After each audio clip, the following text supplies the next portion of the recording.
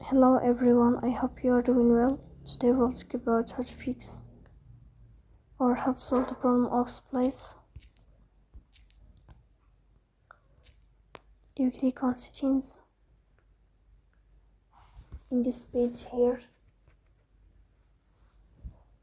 You will go to apps, default apps, app settings. On above you will search about Splice app. In this page of app on 4 you will click on first stop and you will click OK. Here you will enter to storage. Then we click on clear cache. In the end you will turn off your phone and you will restart your phone again to fix that problem.